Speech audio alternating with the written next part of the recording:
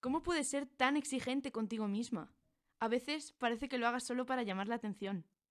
Y, por un momento, se me pasa por la cabeza la respuesta. ¿Que por qué soy tan exigente conmigo misma? Quizá, y solo quizá, sea por el hecho de que mi padre no me dejaba probar siquiera la cena a menos que tuviese más de un 9 en ese examen tan sumamente fácil que habría que ser idiota para no comprender. Quizá es porque cada vez que hago una visita a mis padres, mi madre me mira como si fuese un cachorro al que acaban de dejar tirado en una gasolinera y me dice, con lo que tú eras antes, hija, y mírate ahora. Puede que sea porque mi hermano pequeño, cada vez que voy a visitarle después del trabajo con un sándwich de mortadela, derrama una lágrima como resultado de 2 días enteros sin probar bocado y pregunta, ¿me das un poco?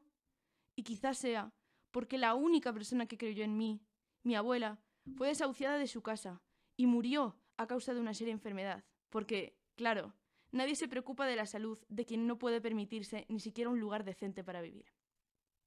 Sin embargo, lo que sale por mi boca es, no sé, supongo que me vendrá de familia.